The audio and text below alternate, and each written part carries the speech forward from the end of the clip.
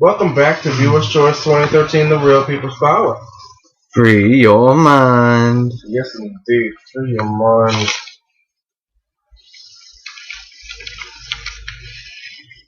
You having fun over there fiddling with the papers? So, we're here to talk about people watching and in the news. So I'm going to give it to Ernie Mac for it. People watching. People watching. This is a topic we've touched on a couple times now, but it never ceases to amaze me. For once, I actually don't have anything bad to say about work today. Work was pretty fun. But on the way home, driving, on the highways and shit, there's, for some reason, people, when they see a cop car driving by them or around them, they slow down. They come almost to an immediate fucking stop, all because there's a cop car driving by them. You know, that's like a first telltale to a cop that somebody was speeding. When they slow down, when a cop is coming. And guess what? The cop's speeding himself, so he's really not going to give a fuck. Yeah. And then, what do you know? What does the cop do? He changes lanes not once, but twice without putting on his blinkers. Wow. Where's the cop to arrest the cop when you need one? The cop to pull over the cop. Alright. So then, I'm getting closer to home.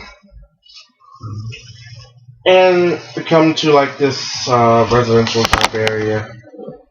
And this car in front of me is going so fucking slow that if I was using my GPS, the GPS would have turned on and asked me, would you like to switch to pedestrian mode? Because that's how slow this fucking car was going. As if you were walking down the damn street. The speed limit on that road is 50. This motherfucker was going 30.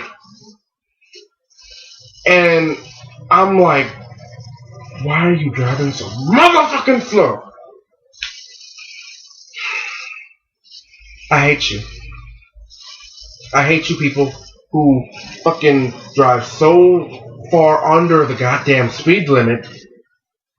It's ridiculous! Yeah, there's really no excuse to go 30 and a 50. No! There's no excuse! Or those people I get behind are going 10 and a 30.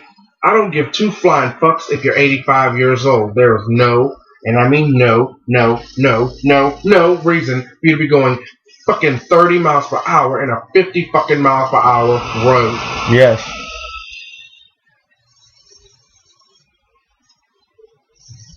Anyway. Yes. So yeah, that wraps up people watching. Yes. On to In the News. Yes. Tony D. Yes.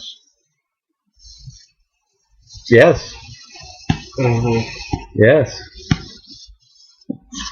Totally. So do you have anything for In the News today? You totally missed your cue, but that's okay. I didn't miss my cue. Yeah, you did. Yeah, you did. Not really. I was trying to set that up. You totally disrupted. No, I knew what you were doing. So why didn't you chime in? Because I didn't want to. Why? Because. Why? Because. Why? Because. It's official. You're human and living in the United States. Anxiety levels in this country are the highest they've been in 7 decades. Survey shows. Learn simple techniques for reducing stress from CNN Health and tell us how to make your tell us what makes you anxious. Why the hell did you just read that? It was the first thing that I read. Shut up. Wow. And good job, Philip. I am not Philip.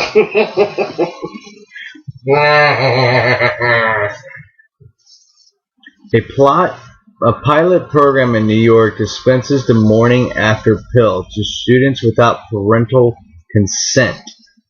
See the reaction of one parent on CNN's Starting Point and tell us if you agree. Now, if I was a parent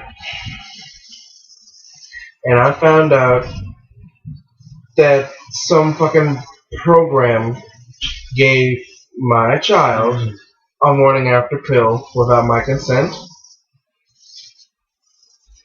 I would go the fuck off. I would be like, what the fuck made you think it would be okay to give my child a morning after pill? Considering if a woman needs to go, normally a woman, teenager, a girl, a teenage girl needs to get permission from a doctor to have parental consent to give the child birth control. Wouldn't that be the same thing for a morning after? Mm-hmm. Right? Yeah. So therefore, the parental consent should be in the mix. Mm-hmm. There's no reason why parents should not be involved in that. We all know that teenagers are sexually active, so being a responsible parent, you will give the approval to get such things to prevent, etc. Exactly. You wouldn't be mad about it. Yeah, you might be mad at first, but then you could understand, because you got to remember, these parents need to remember when they were teenagers. Yeah. They had a tendency to forget. How it was when they were a teenager, and they automatically, start getting angry. No, right? You cannot have sex at this age. You cannot do this at this age. Weren't you doing the same things at this age? So, don't be hypocrites. Support your children. Don't drive them away. They're still going to do it. They're still going to do it if you like it or not. Yeah. So don't drive them away. Don't push them away. Don't break that bond that you have that your child can come to you and talk to you, because they should be able to come and talk to you. Mm-hmm. So don't break that bond. Yeah. No, don't do that. That's wrong. Don't break it. That's wrong. Don't break that bond. Don't do that. No. One other topic here. Police responded to a call that resident Brian Clunch was acting aggressively after his caretaker refused to give him a cigarette and a soda.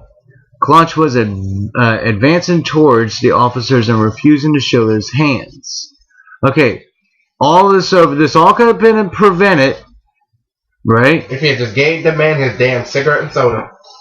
How fucking... Listen, people. Y'all might be caretakers. I understand you're doing your job, right? But if they were smokers prior to, don't cause an incident. Because some people tend to get bitchy about their smoking habits. Yes. So don't...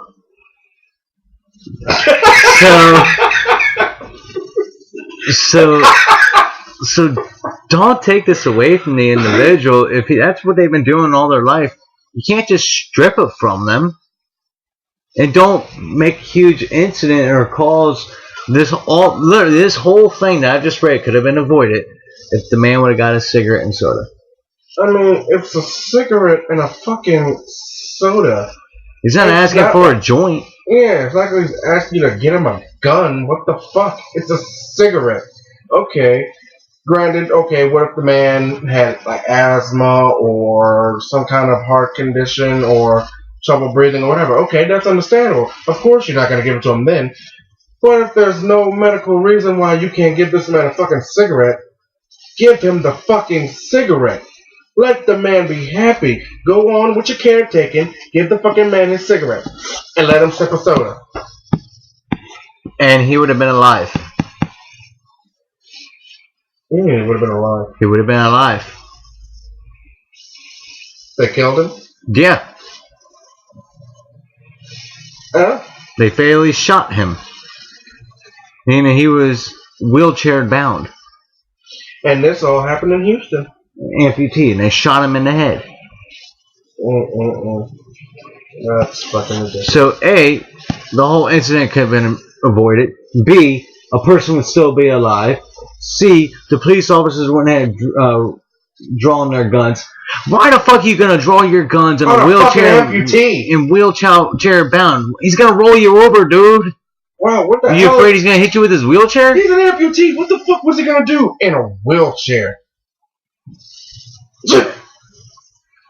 Fucking police officers. Two people were at fault at this: the caretaker and then the stupid cops who shot this guy. all over a fucking cigarette and a damn soda. Our tax dollar at its best. Wow. Stupid. Fucking stupid. We'll be right back. Stupid.